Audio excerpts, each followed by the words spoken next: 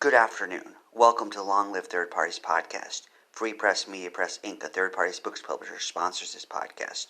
I'm Andrew Bichard. Folks, let's get started. Today we have a guest, Philip Fuehrer from the Independence Alliance Party, and he kindly provided me with a short bio that I'm going to read to you so we can get started. Has more than 25 years experience with the Minnesota third-party politics, providing him with unparalleled knowledge of the state's independent and alternative party politics. He has been a member of the Independence Alliance Party since 1995, where he has served in 4th Congressional District Chair, Constitutional Bylaws Committee Chair, State Director, and since 2015, Chair. Bill is a 3-time candidate, having run for the state representative in 1996 and St. Paul City Council in 1999, and has worked in top-level positions for Secretary of State and U.S. Senate campaigns, as well as being an advisor to numerous other candidacies ranging from local to statewide offices. So welcome, Phil. Andrew, thanks for the intro. Appreciate it. Thank you for the invite and the opportunity to talk to your listeners. We're glad to have you. So if you can expound upon the introduction I read by giving a brief background of yourself. Sure. I'll talk a little bit about the party's genesis as well, if that's okay. Sure, go for it. Yeah. My name is Phil Fuehrer, State Chair for the Independence Alliance Party of Minnesota. The Independence Party came into creation in 1992 due to the influence of presidential candidate Ross Perot. And then in 1994, one of our founders, Dean Barkley, ran for U.S. Senate, getting 5.4% of the vote, which gave the Independence Party, as we were called at that time, major party status. So in March of 95, I attended an organizing meeting at the state capitol in St. Paul. And the next month was seated as the state platform chair at our state convention. And I had always considered myself to be a supporter of independent politics, third-party politics, ever since the 1980 U.S. presidential race with John Anderson when I was 12 years old. And I think in many ways, Ross Perot's race 12 years later was a direct offshoot of Anderson's earlier run. And at the time, I saw Dean Barkley's run and major party status as a moment for me to become just a voter to becoming actively involved in politics to try to make a positive difference. And I think while it's common for folks to come and go over time or get involved and pull back as time or frustrations allow, I stuck with the party and have largely remained active since 1995 and have moved up, and I've been serving as state chair since November 2015 with my state director, Ben Tomey, and we'll be seeking one more at our next state convention here in August. That sounds good. We have people out there who are members of third party. So I want to ask you, for those who may in the Independence Alliance Party or some other third party may want to be a state chair, what does that position entail? Well, state chair is typically the spokesperson for the outward-facing spokesperson for the party. Candidate recruitment is certainly a piece of that, as well as fundraising.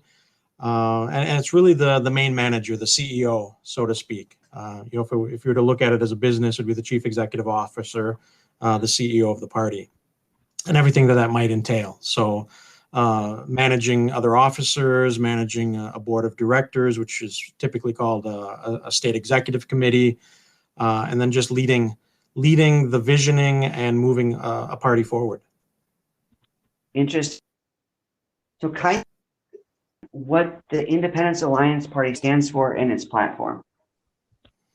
Yeah, over the years, we've sought out broader affiliations when appropriate. We began as a state-only party, the Independence Party. We joined with the Reform Party from 1996 to 2000, when that ceased to be of a benefit, or the Reform Party nationally was starting to go in a far different direction than we wanted to. We went back to being the Independence Party. And then since May of 2019, we've aligned ourselves with the new Alliance Party nationally. But our values and principles throughout that entire time have remained the same. And one of our main mantras is fiscal responsibility and social inclusiveness. The idea that we need to be wise stewards of the people's monies, while also recognizing that we live in a pluralistic, diverse society, which is a strength and a good thing. Our state platform itself has about 60 planks covering 11 topic areas, so that we can provide enough range and depth of issues to create an identity of who we are and what the party stands for, while still leaving room for candidates to represent themselves and their constituency at the local level. One thing we use that I like to call bounded flexibility. And when that comes to the platform, what we ask for from candidates is an 80% agreement without litmus testing any issues. Frankly, the two legacy parties can claim to be big tent. That's a phrase that you often hear, is they're big tent parties. But they litmus test, or the litmus tests that they use really prove that they aren't. And generally, as an example, you're a Democrat and you're pro-life, you can basically forget about running as a Democrat. Or conversely, similarly, if you're a Republican and you favor gun control measures, you're basically out of luck. Those are litmus tests that the two legacy parties tend to have and do have, not just on those issues, but on others as well. That if you're not in lockstep with them, they may forgive you on an issue here or there, but they've got litmus tests that you have to be for something or against something, or you're not a true Democrat, or you're not a true Republican. We don't do that. And our bounded flexibility is meant to highlight another philosophy of ours, which is one that says that we need to be able to talk to each other, and we need to be able to learn from each other as Minnesotans here in Minnesota, or as Americans. And it's from those dialogues that we need to understand that we don't have to agree on every issue, and that we may change our opinions over time. And that's fine as well. We grow as we gain wisdom, as we gain knowledge, and that's okay. And that's another philosophy that the Independence Alliance Party and the Alliance Party nationally has, that in that diverse society that we live in, it's not going to be one way or the other. We've got to be able to talk it out. And we're not always going to agree on things, so we have to also agree to disagree. But we do, as I said, use that bounded flexibility to create some sense of coherence while allowing plenty of room for folks to disagree. That sounds good. Since your party achieved one of the biggest alternative party victories, what do you think made that happen? What do you think your party did right to make that amazing, unseen, unpredicted victory happen? Well, we shocked the world in 1998, and for many of your listeners, they probably know what you're talking of, but you are, I believe, talking about Jesse Ventura, who won the Minnesota governorship in the 1998 election. And this was a convergence of a few things. I think that there are windows of opportunity that open at somewhat cyclical levels or cyclical times. 12 years is a common cycle that seems to open up those windows of opportunity. And I think 1998 was the tail end of one of those windows, and it really started in this case with Ross Perot in 1992, and ran from about 92 through maybe 2000 was that particular window of opportunity. So I think the window that alternative party, third party window of opportunity opened up just there. It certainly did not hurt that Jesse Ventura was a known actor. He was in Predator. He was in one of the Batman movies. He was a wrestler, and he was probably more known for being a wrestler, a professional wrestler. But he was also locally here a talk show radio jock. Sort of a shock jock on talk radio. So he was a radio personality, had a ton of name recognition. And that is something that so many alternative candidates lack, and need to spend so many resources and so much money to get their name recognition out there so people know who they are. He came out of the gates with people knowing who Jesse Ventura was at that time. So that was a great benefit to him. His celebrity status allowed him to raise additional funds, and just enough. He raised about $1 million for that particular race. Won with 37% of the vote in a tight three-way race. I think it was 37, 34, 28, or something like that. And he was able to raise just enough money to get him over the top. One other factor, though, that's not as well known, particularly outside of Minnesota, is that he was mayor of a city called Anoka, which is one of the larger cities here in the Twin Cities. So he, in addition to being a celebrity, came into the race with some political experience under his belt. He was the sitting mayor of Anoka. For myself, that particular year, I saw everyone gravitating over to the Jesse Ventura campaign to volunteer. The slogan was "Retaliate in '98," and I saw everybody going over there and leaving our other candidates sort of somewhat high and dry. So I myself helped out our Secretary of State candidate, ended up being his treasurer and chief political strategist, and we did fairly well. He broke 10%, which was or typically is a pretty solid showing for an alternative or third-party candidate, and he did it on a $20,000 budget. Thanks for sharing that. That is very helpful to understand the history of these things and also how we can leverage certain situations to our benefit. Since you've had a lot of experience in politics, in alternative party politics particularly, kindly share some tips you have for alternative party candidates. We have a lot of alternative party candidates who may tune into this show, so that would be very helpful to them.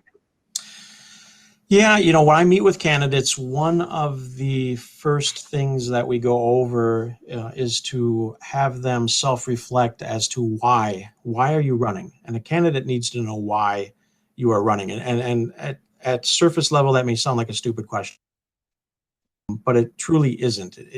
There are several reasons to run. And at the end of the day, victory can come in many different forms. There's more than one way to quote unquote win.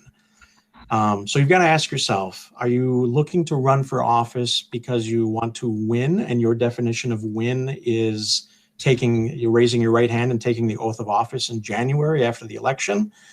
Or are you running more on an ideological philosophy? You want to move something forward. You want to move an idea forward. You want to establish the party in some way. Different states have different laws, and for example, here in Minnesota, you break 1% of the vote in a statewide race, you create a what's called a minor party. If you break 5%, you become a major party. So is that your goal? And is that your quote unquote win? And you need to ask yourself and answer that.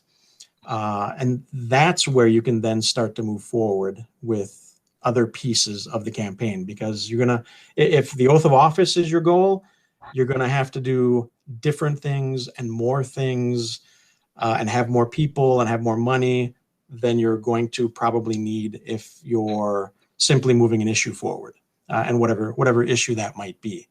But at the end of the day, you want to start early. You don't want to look at typically when filing opens and decide you want to run a day or two before that. You want to be well in advance of the election, of filing, and pulling your team together. And that's probably the other big piece I would say is you have to have a team. If you are making a serious, solid run for office, you cannot do it by yourself. The only time that might remotely be possible would be a small race, something like a city council race for a township or something like that, where there may only be 300 or 400 or 500 voters in the town, in which case you could do it yourself. But if it's anything bigger than that, state representative, state senate, a statewide race, U.S. Congress or something like that, you have to have a team behind you. You have to start planning early. And that's one of the first things, if you're looking for a solid, serious race, is put that team together even before you really start announcing that you're running and raising money. Get the people behind you to help you. What And book? well, I'm sorry. let me just say one more thing. Sometimes you get a critique that comes back is I don't know anybody that knows politics. Look, if it's a race you're getting involved in, just find the folks that will be there to run that race with you. You don't have to be experts. You can all learn along the way, and you're probably going to make some pitfalls, but it's more important to have those people set up and helping you than it is to find the quote unquote correct people that have the top level experience, because you're probably not going to find a lot of those folks. Just find some folks that are willing to learn along the way. So where do you recommend people finding their team from? Typically you want somebody that you trust. I mean, this is your campaign. So if you're putting a campaign together, you're going to have your strategies and, behind the scenes conversations, your kitchen cabinet.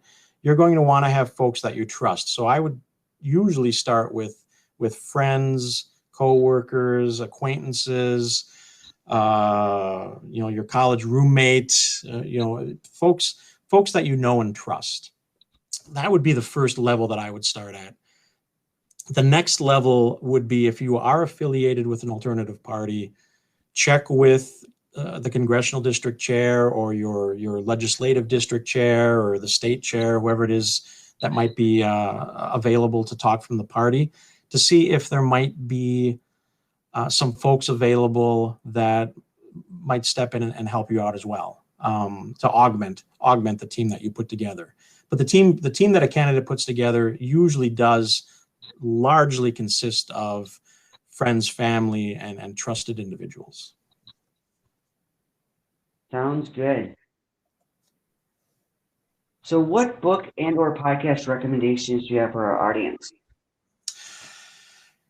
I'll give you one of each. For a book, I would, and I think for your audience, it's a book that came out in March of 2020 from University of Kansas Press. It is a 12-chapter book on alternative parties. I think it's got 4 or 5 chapters on national parties, and then the other 7 or 8 chapters are concentrate on state parties. And it's called Beyond Donkeys and Elephants, Minor Political Parties in Contemporary American Politics. So again, that's Beyond Donkeys and Elephants, Minor Political Parties in Contemporary American Politics. Recent book, as I said, came out right before the pandemic hit us last year. Came out, I think, mid-March or late March of 2020. The podcast I would recommend, the one that I listen to, political podcast, I'm other than this one, the one that I most listen to is the Alliance Party After Dark. And that's our national parties podcast. Good with interviews, discussion on topics of the day. Candidates come on and talk, issue discussions. It's a weekly podcast that comes out and has had folks on such as Ralph Nader, author Emily Conrad, and I'm drawing a blank as to her book, be another book that I would recommend, from Emily Conrad, and others. And you can find them at theallianceparty.podbean.com. Okay, that sounds good. That book I haven't heard of before, that Beyond Donkeys and Elephants, and it sounds great because it's very new. It new, and it's a lot of academics wrote it, so it has sort of that academic feel to it. Okay, sounds good. So kindly let us know whether people live in Minnesota or outside of Minnesota, how they can support the Independence Alliance Party. Yeah, the National Party is located on the web at theallianceparty.com, so you could take a look at them. Here in Minnesota, if you wanted to check out our state party, run as a candidate, be happy to talk to you. And actually, we're looking for candidates for 2022. So if you're looking to run, be happy to have you contact us. You can check out our website at mnip.org. That stands for the abbreviation for Minnesota, mnip.org, or send us an email at info@mnip.org. Excellent. Excellent. Phil, thank you so much for coming on our podcast today and sharing your background and experience with our audience. Andrew, again, thank you for the invitation and the opportunity to talk with your listeners, and thank you to Free Press Media Press Inc. Have yourself a wonderful day and all the best to you in your political endeavors. You too. Thank you much. Good. Keep up the good work. Bye now.